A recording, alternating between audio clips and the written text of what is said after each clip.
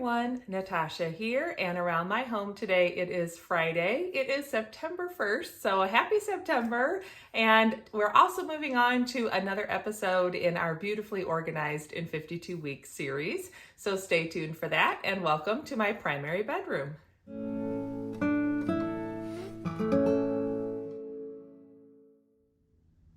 Welcome back to my home. I'm so glad you're joining me today for another episode in Beautifully Organized in 52 Weeks.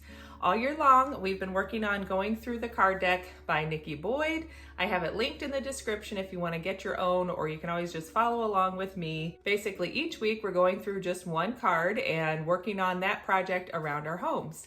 So for this week, we are on to week number 34. And for week number 34, we're still working in the primary bedroom of your home, and we're going to be working and focusing just on our jewelry this week. So I will show you a little sneak peek in a moment of where I keep my jewelry here in our home.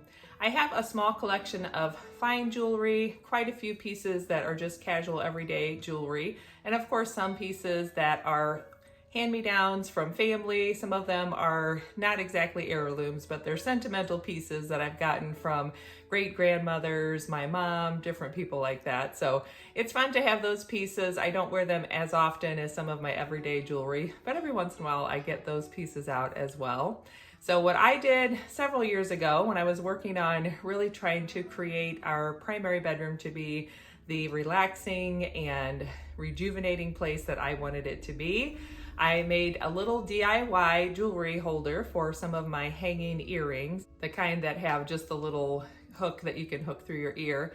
So I just got an old frame. I think I got it donated to me from a family member, and I don't even think there was a picture in it, but you could get whatever frame you want. And then I went to the fabric store and found some burlap fabric. I happened to find some that was in sort of a slate blue color, so I picked that up and just used a staple gun to staple it into the frame, and that is where I hang the majority of my earrings. And I love it because I can easily see my earring collection, and it's given me a defined space, so I can't really outgrow the space a whole lot. I could pack the earrings in there a little bit more, but I always feel like when I look at it and see that it's pretty full, that tells me that I have enough earrings, and if I'm going to get new, I need to probably purge a few of them. I also keep some of my earrings here in the top drawer of the dresser that you're sitting on.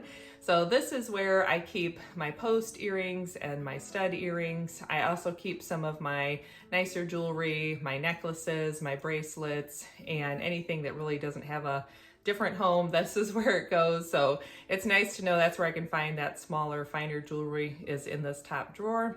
And then like you can see behind me, there is also a little shelving unit with a mirror.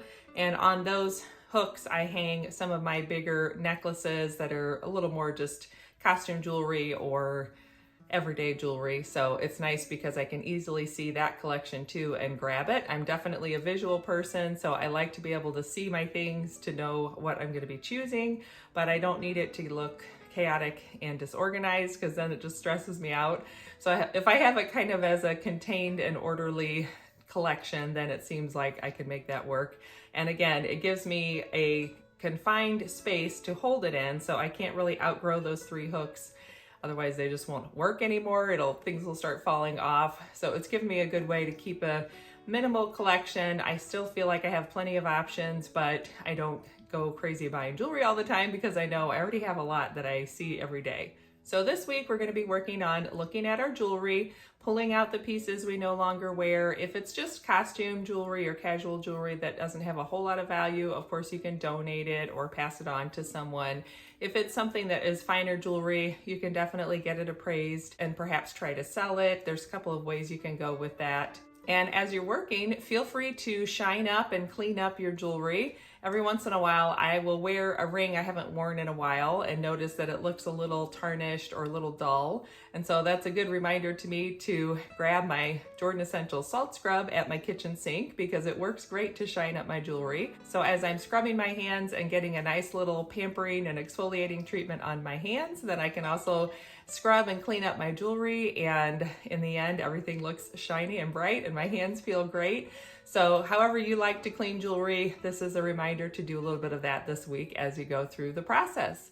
So thanks for joining me for week number 34. I won't forget this week to put the card back. So we're gonna be tucking week number 34 at the back, and next week we'll move on to week 35. So we're definitely moving swiftly along. Leave me a comment down below and let me know how this process is going for you. I'd love to hear how it goes working on purging and making your jewelry a little more beautifully organized this week. Don't forget to subscribe and hit that like button down below if you enjoy these kinds of videos.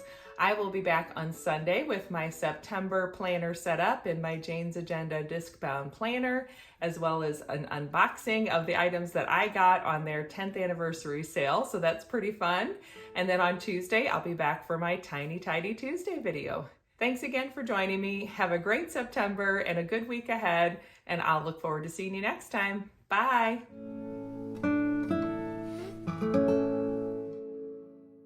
Next week, we'll move on to week number